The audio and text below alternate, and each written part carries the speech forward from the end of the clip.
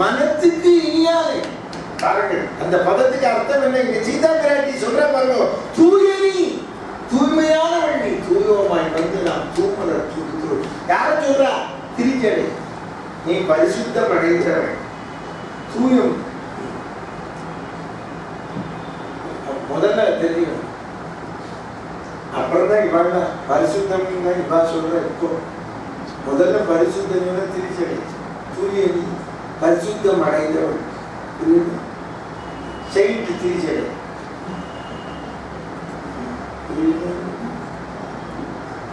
அது முதல்ல அதுதான். அதுக்கப்புறம் தான் இவாள். ஐ எம் வெரி சாரி இப்படி சொல்றதுக்கு. மாதா மேரி அப்புறம் முதல்ல செயின்ட் மாதா திருச்சடை தான். தூயனி, தூயனி எடுத்துக்கிறது தூய்மையானவள். இந்த இடத்தை ஏன் இவ்வளவு வியாக்கியானம் சொல்றேன் என்று தெரிந்து கொள்ளுங்கள். நாம் ராமநாமாவை சொல்லுவோமே, ஆனால் நம்மை சுற்றி தூய்மையாகிவிடும். அந்த இடம் சுத்தமாகிவிடும். ராமநாமத்துக்கு ஏன் இந்த இடம் சுத்தமாக? நீங்களே பார்க்கலாம்.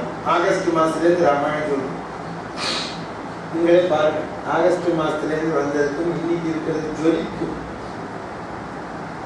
ராமனை பாருங்க, ஜொலிப்பார். ஏன்னா நம்ம தினம் சுத்த பிரம்மபராத்பரம் சொல்றோம், தினம் ராமாயணம் சொல்றோம். பாலக்காண்ட, அயோத்தியாண்ட, ஆரண்யகாண்ட, கிஷ்கிந்தாண்ட 4 காண்டம் தாண்டி வந்து 5வது காண்டத்துல நாம் 270 நாள் கடந்து வந்துட்டோம். 9 மாசம் கிட்டத்தட்ட. தாயார் 10 மாசம் இருந்தாலே சிறைவாசம். 9 மாசம் 270 நாள்ங்கிறதே கிட்டத்தட்ட ஒரு கர்ப்பவாசம். கிட்டத்தட்ட நாம் கடந்து வந்தோம். ஏன் கடந்தோம்? எப்படி கடந்தோம்? நாம் கடக்க முடியுமா? நீங்கள் சற்று யோசித்து பாருங்கள். இந்த 9 மாதம் இந்த தமிழ்நாட்டிலே, உலகத்திலே எல்லோருக்கும் தானே கடந்தது. நமக்கு எப்படி கடந்தது? யோசனை செய்தார். போன வருஷமும் போகவில்லையா? இந்த வருஷத்துக்கு என்ன சிறப்பு? அப்படி அதைத்தான் நீங்கள் உணருங்கள். இனிமேல் தினத்தோறும் ராமநாமாவை சொல்லுங்கள். சுத்தபுரம் பராத்பரம் உங்கள் வீட்டில் சொல்லுங்கள். ராமாயணத்திலே ஒரு பாட்டை படியுங்கள். இந்த புஸ்தகத்தை வாங்கி கேமமா இருக்கும். இந்த ஒரு வருஷம் கேட்டால் மட்டும் போதும். இதை தொடங்கள். இது பொக்கிஷம், இது அஸ்திவாரம். அதைத்தான் இப்போது பிராட்டி சொல்லுகிறாள். என்ன சொல்ற? அவள் தாயினும் இனியவள் தன்னை நோக்கினாள். தூய நீ கேட்டு தாயினும் இனியவள். அங்கு ஒப்பிடுகிறேன். முகப்பெருமானை சொன்னார் லட்சுமணன். உங்களை பார்க்க ஒருத்தர் வந்திருக்கார். உள்ளம் தூயவன். இதே படம் தான் போட்டாங்க அம்மன். தாயினும் நல்லான். இங்க பெண்கிறதுனால நல்லவள், இனியவள். உள்ளம் தூயவன். முகப்பெருமான என்ன கவனிக்கோ? முகப்பெருமானோடு ஒரு நாள் கூட பழகாத இளைய பெருமாள் உள்ளம் தூயவன், தாயினும் நல்லான். ஏன் சொன்னார்? ராமனை தேடி வந்ததால் சொன்னார்.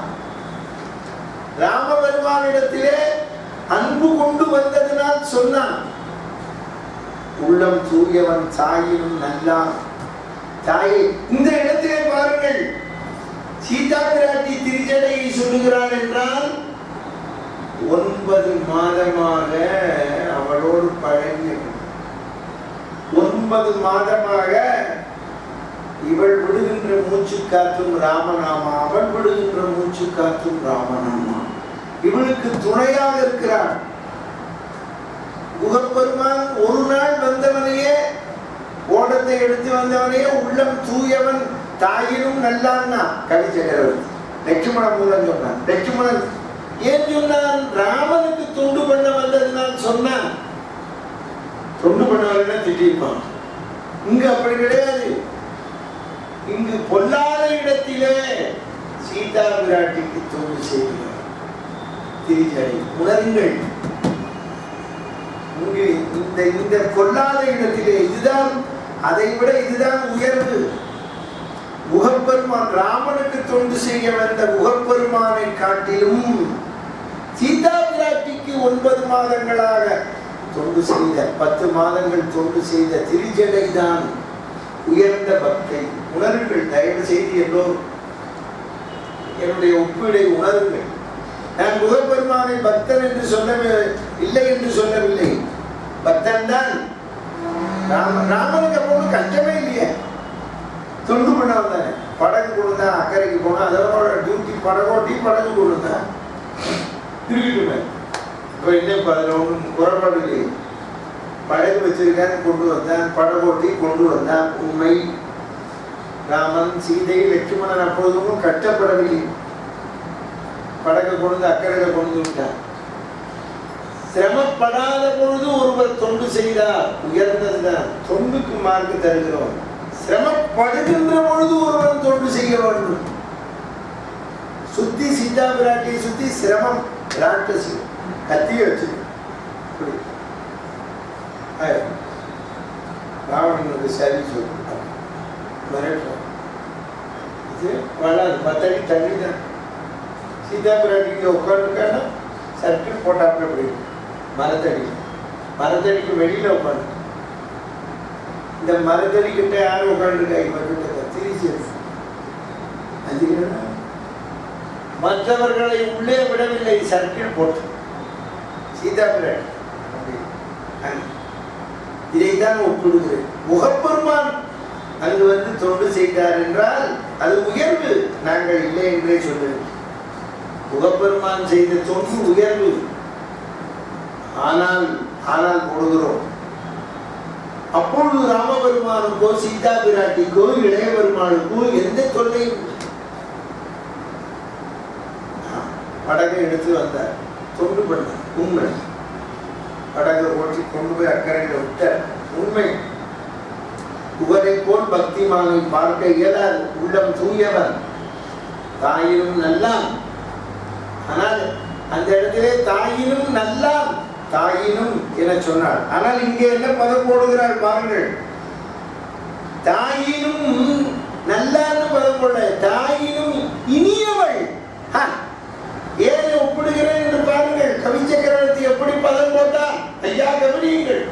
தாயினும் நல்லான் என்று ஒருவனை போடுவதற்கும் நல்லவன் என்று சொல்லுவதற்கும் அப்பொழுது என்ன பொருள்? அறிமுகம் செய்து வைக்கிறார். இவனை உணர் என்று அறிமுகம் செய்கிறார். இவன் நல்லவன் என்று சொன்னால் நான் உணர்ந்திருக்கிறேன், நீயும் உணர்ந்து சொல்றான். ஆனால் இங்கு அப்படி இல்லை. சீதா பிராட்டிக்கு யாரும் சிரிச்சடைய அறிமுகம் பண்ணவில்லை. ராவணன் காவலுக்கு தான் வைத்தான். ஆனால் அப்பொழுது என்ன சொல்லுகிறாள் பிராட்டி? தாயினும் இனியவள் தன்னை நோக்கினாள். தாயினும் இனியவள், தாயை காட்டிலும் இனிமையை கொடுக்கக்கூடியவள். தாயினும் நல்லான் என்று சொல்வதற்கும் இனியவள் என்பதற்கும் வித்தியாசம் இருக்கிறது. நல்லவன் என்று சொன்னால் ஒரு நல்லவனா அப்படின்னு ஒரு சம்சயமே வரும். நீ சொல்ற நடைமுறையில பார்த்துக்கலாம் வரும். ஆனால் இங்கு அந்த சந்தேகம் வராது. தெரிந்து கொள்ளுங்கள். தாயினும் இனியவள்.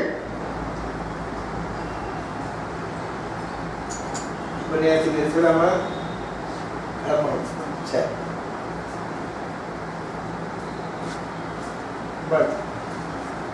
ஒரு பஞ்சாயத்து சொல்லி கொடு.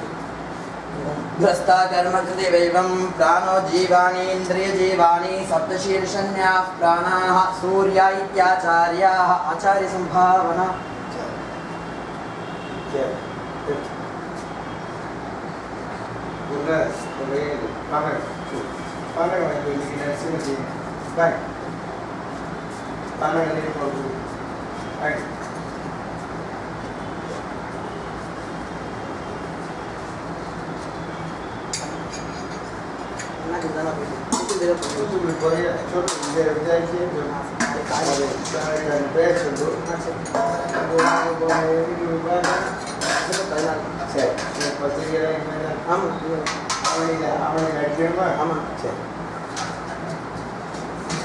மெட்ராஸ் மதுரை ஐடிஸ் மதுரை. பாய். ஒரு வேத பிராமணன் தூத்துக்குடியிலேருந்து அன்னைக்கு வந்த ஒரு வேத பிராமணன் சாத்திரிகர், அவரும் இன்னொருத்தரும் சேர்ந்து மாதம் எனக்கு 2500 ரூபாய் இந்த ராமாயணத்துக்கு தரா. அந்த சம்பாவனையாக தூத்துக்குடியிலேருந்து கொடுத்தாங்க. இது நமக்கு தெரியும். ராமன் நமக்கு எங்கும் துணை செய்யும். ஏதோ ஒரு ரூபத்திலே வருவான், பார்த்து கொடுக்க. ஆமாம், நான் யாரையாவது தேடி போகிறேடா. இந்த பையனுக்கு விவாகம் வரப்போம் டிசம்பர். ஏன் இதை உங்களுக்கு சொல்லுகிறேன் பாருங்க, நீங்கள் புரிந்து கொள்ளுங்கள். ராமநாமாவை நான் உண்மையாக சொன்னார் எங்கிருந்தும் ஐஸ்வர்யம் வரும். ஆமா, நான் கவலைப்படலை. மெட்ராஸில் ஒருத்தர் இடம் தரேன்னா அது கூட ஒருத்தர் கமிட்டி மீட்டிங் போது தரப்படாது அப்படிங்கிற ராமாயணத்துக்கு தரப்படாது. அவர்கள் உடனே நீங்க கவலைப்படுறேன், நான் கவலைப்பட்டேன், உங்களுக்கு எப்படி ஒரு இடத்த பார்த்துருது அப்படின்னு நீங்க போய் அங்கே எங்கள் வலசர பாகத்திலே ஒரு இடத்த பார்த்துருக்கேன். இந்த மாதிரி இடம், அந்த அந்த இடத்துக்கு சொந்தக்கார கூப்பிடுறது, இங்கே வாங்க 6 மாதம் என்ன 1 வருஷம் சொல்லுங்க ராமாயணம் அப்படின்னு கூப்பிடுறேன். அவர் போன சொல்றாரு, என்ன கூப்பிடுறாரு, ராமர் ஜெயிச்சுட்டாருன்னா ராமர் உங்களோட இருக்காரு அப்படிங்கிற. நான் அன்னைக்கு போய் பார்க்க போறேன் இடத்த. நீங்கள் எல்லாம் மெட்ராஸுக்கு வாங்க ராமாயணம். ஏன் இதை உங்களுக்கு சொல்லுகிறேன், ராமனுக்கே தொண்டு செய்ய வந்த முகப்பெருமானை, ராமன் பக்கத்திலே போது சீதா பிராட்டி இருக்கிறார், ராமன் பக்கத்திலே லட்சுமணன் இருக்கிறார், அப்பொழுது முகப்பெருமான் வந்து தொண்டு செய்தார். அதை விட அங்க தாயிலும் நல்லாம் நல்லான்னு பதம் போட்டோம். ஆனா இங்க என்ன போடுற, தாயிலும் இனியவள் இனிய உளவாக இன்னாது கூறினாலே இனியது. பையார் சொன்னாலே இனியது கேட்கின் இனிது இனிது ஏகாந்தம் இனிது. பையார் சொல்லியிருக்கு, ஆதியை தொழுது பாருங்க, ஏகாந்தமாக இருக்கிறார் தாயார் அசோகனத்திலே. சுத்தி ராட்சசிகள் இருந்தால் என்ன, அவர்களை பத்தி அவர் சிந்திக்கலையே. பொல்லாதவா இருக்கட்டும் நம்மளை சுத்தி, நாம அவளை பார்த்தா தானே. ராமனை ஜபம் செய்து கொண்டிருந்தால் ராமா ராமா ராமா, அவ திருச்சியிடம் மட்டும்தானே கண்ணுக்கு தெரியும். இதிலிருந்து அடுத்த வேதாந்தத்தை உணருங்கள், மற்றவர்கள் கண்ணுக்கு தெரிய மாட்டார்கள். நீங்கள் தெரிந்து கொள்ளுங்கள், ராமனை நாம் சிந்திப்போமே ஆனால் மற்றவர்கள் நம் கண்ணுக்கு தெரிய மாட்டார்கள், விரோதிகள் நம் கண்ணுக்கு தெரிய மாட்டார்கள். சீதா பிராட்டி கண்ணுக்கு பக்கத்திலே தெரிந்து அமர்ந்திருந்தது யார்? திருச்சடை ஒருத்தித்தார். தாயினும் இனியவள் என்றார். நாம் பலமுறை மாதர் பக்தியை பற்றி உங்களுக்கு சொல்லி, தாயார் என்றால் எவ்வளவு உயர்ந்தவள் என்று சொல்லி இருக்குது. தாயார் பெற்றவளுக்கு இந்த உலகத்திலே யாரையும் சொல்ல இயலாது என்று சொல்லி இருக்கிறோம். ஆனால் 10 மாதம் அசோகவனத்திலே கட்டப்பட்டார் தாயார். 10 மாதம் நாம் எங்கிருப்போம்? தாயார் கர்ப்பத்திலே. அப்ப நமக்காக கஷ்டப்படுவது யார்? தாயார். 10 மாதம். இந்த 10 மாதம் அசோகவனம் அந்த அறத்தடியிலே 10 மாதம் என்று அவள் இருந்தபோது பக்கத்திலே திருச்சடை என்ற பெண்மணி அவளை சுமந்தாள். அதனால்தான் கவி சக்கரவர்த்தி அவளை தாயிலும் இனியவள் என சொல்கிறார். 10 மாதம் சுமந்தாள் அவள். திருச்சடை உலகத்தையே சுமப்பவள் சீதா பிராட்டி. ஆனால் அவளை 10 மாதம் பேணி பாதுகாத்தார். நீங்கள் இதிலிருந்து உணருங்கள், எப்படி எப்படி பேணி பாதுகாத்தாள்? அவள் சொன்ன ராமநாமா திருச்சடை உருவமாக வந்தது. நான் உங்களுக்கு பலமுறை சொல்லியிருக்கிறேன், ராமநாமாவை ஜபம் செய்கிறது சிவபெருமான். ராமநாமாவுக்கு ஒரு உருவம் வருகிறது என்ற உடனே சிவபெருமான் அனுமாராக வந்தார். ராமநாமாவை ஜபம் செய்தவள் அகலிகை. ராமன் வந்து சாப விமோசனம் கொடுத்தார். சபரி ராமநாமாவை ஜபம் செய்தார். ராமனே வந்தார். இங்கு கவனியுங்கள், சீதா பிராட்டி ராமநாமாவை ஜபம் செய்தாள் 10 மாதமாக. ராமன் ராமனாக வரவில்லை, திருச்சடை என்ற தாயின் வடிவத்தில். இதைத்தான் தெய்வம் மனுஷ ரூபேன, தெய்வம் தெய்வமாக வராது, ஆனால் தெய்வம் பக்கத்திலே வரும். அவ்வளவு தொல்லைகள், சுத்தி தொல்லைகள், ராட்சசிகள் என்ற தொல்லைகள் சுத்தி இருக்கிறார்கள். ராவணன் ஒரு தொல்லை, கும்பகர்ணன் என்ற தொல்லை இருக்கிறது. சமுத்திரம் தாண்டி வைத்திருக்கிறார். பறந்து செல்லுகிறார். ஒரு பெண்மணி, அவள் தாய், சுத்தி எவ்வளவு கஷ்டம் நாம் எல்லாரும் உணர வேண்டும். நாம் நமக்கு வருகின்ற கஷ்டங்களை பார்த்துவிட்டு கஷ்டப்படுகிறோம் என்று சொல்லுகிறோமே, அப்படி சொல்லாதீர்கள். கஷ்டப்படுகிறோம் என்று சொல்லாதீர்கள், கஷ்டத்தை எண்ணாதீர்கள், ராமனை எண்ணுங்கள். கஷ்டம் விலகிகள். நம் பக்கத்திலே ராமன் வந்து விடுவான்.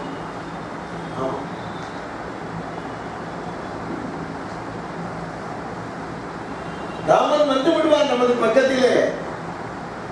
கஷ்டம் என்று எண்ணாதீர்கள், ஒரு வினாடி கூட எண்ணாதீர்கள்.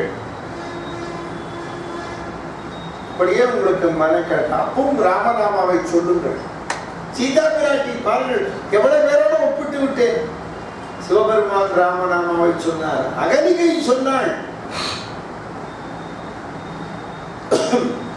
சபரி சொன்னாள், அஞ்சனேயர் சொன்னார், ராமநாமம் பறந்து வந்தார். அவர்களுக்கு என்ன பலமும். ராமநாமாவை வானரங்கள் சொல்லி வந்தது, ரெக்க முளைச்சது சம்பாதி. அதெல்லாம் ஒன்றும் இயல்பான இந்த பக்தியிலே. இவ்வளவுக்கும் சிகரம் சீதா பிராட்டியார். அவர்களுக்கு வில்லை வளைத்ததை விட, வில்லை வளைக்கிறதுக்கு முன்னாடி சீதா பிராட்டி ராமஜபம் பண்ணதா ராமாயணத்தில் இருக்கு. ராமனை பார்த்தா இல்லை, சீதா பிராட்டி ராமன் காட்டுக்கு வரும்போது ராமஜபம் பாருங்கள். ஞானம் வரையும் அவளுக்கு என்ன, ஆம்பளை பக்கத்தில் இருக்கிறவோ சொல்ல தெரியும், அவன் ஆதிகாரம் பக்கத்தில் இருக்கிற போது கட்டம் தெரியாது. ராவணன் கடத்தி போனான், சோவனத்திலே சிறை வைத்தான், ராமஜபம் செய்தான். ராமனே பாருங்கள், யோஜனை செய்து பாருங்கள். அதைத்தான் அடிக்கடி அடியன் உபன்யாசத்தை சொல்லுவது. விவேகானந்தர் சொல்லுகிறார்கள், ராமநாமாவை சொல்லுங்கள், ராமநாமாவை சொல்லுங்கள், ராமனை ஜபியுங்கள். சகாரா பாலைவனத்தில் ஒருவன் உங்களுக்கு டீ கொடுப்பான், அதை தெரிந்து கொள்ளும். தெற்கு வெளிவீதியில் டீ கிடைப்பது ஆச்சரியம் அல்ல, புரிந்து கொள்ளும். எங்கு வேண்டும் அதை உணருங்கள், செழிமடையும். இவ்வளவு ராமநாமாவை இவ்வளவு பேர் ஜெபம் பண்ணா, தாலி சொல்றானே, தாலி சொன்னானே, நிற்கின்ற செல்வம் வேண்டி கற்கின்றது அவன் நாமம் என்கிறானே, சொன்னானே. இவ்வளவு பேரும் ராமநாமா சொன்னது ஆச்சரியம் அல்ல. அதனால்தான் சுந்தரகாண்டத்தை ஒத்தியா சொல்றோம், சிறை இருந்தவள் ஏத்தம் சொல்வது ராமாயணம், இது தூது நடந்தான் ஏத்தம் பேசுவது பாரதம். பகவான் வந்து புகழையெல்லாம் தேடி சென்றான், தான் புகழ் அடைய வேண்டும் என்று கிருஷ்ணாவதாரம் எடுத்தார். ஆனால் எங்கள் பிராட்டி புகழுக்காக செய்யவில்லை, ஆஞ்சநேயன் புகழுக்காக செய்யவில்லை, பக்திக்காக செய்தார். கிருஷ்ணர் தூது நடந்து போனார்னா தனக்கு புகழ் வரணும். திருடனுங்க ஒன்றான பகவான் இல்லைன்னு சொல்லுச்சு. பகவான் நேரம் இல்லைன்றமா நீ சொல்றது தப்புன்னு சொல்லுது. சொல்லுவேன் வரமாட்டான். ஏன் வரமாட்டேன் தெரியுமா? நான் உண்மையை சொல்றேன். நான் போய் சொன்னா வந்துடும். எங்கள் பிராட்டி புகழுக்காக செய்யவில்லை, புகழ் தேடி வந்தது. புகழை தேடி போனாளா? அவளுக்கு தான் முதல்ல எழுதினா, சிறை இருந்தவள் ஏத்தன் சொல்வது ராமாயணம். ராமாயணத்துல யாருக்கு புகழ்? சீதா பிராட்டி 10 மாதம் சிறை வச்சிருக்க, 14 வருஷம் அப்பா அம்மா பேச்ச கேட்டு காட்டுக்கு வந்தானே, அவனுக்கு புகழ் ராமாயணம். ராமானாலே பெண்ணின் அர்த்தம் தெரிஞ்சுக்கோ. அதுதான் ராமாயணம்னா சீதையின் புகழ் சொல்வது. ராமா எனச்சப்பல்லா சூழ ராமா, ராமனா பெண். அப்படின்னா இங்க சீதை பொறுத்து, சீதை அயனம், சீதையின் வழி. ராமன் ஒரு அர்த்தம். இன்னொரு அர்த்தம், முக்கியமான அர்த்தம் இதுதான். சீதையின் பெருமையை சொல்வது, சிறை இருந்தவள் ஏத்தம் சொல்வது ராமாயணம். ஸ்ரீவச்சன பூஷணத்தில் எழுதுறார்.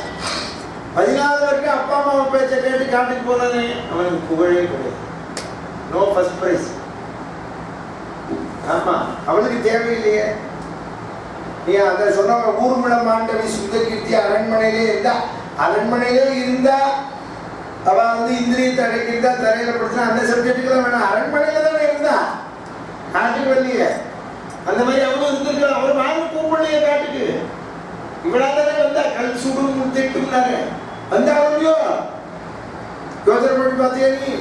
கைகை இவ்வளவு போச்சு இல்லையே, லட்சுமணனையும் இவளையும் போச்சு சொன்னாளா?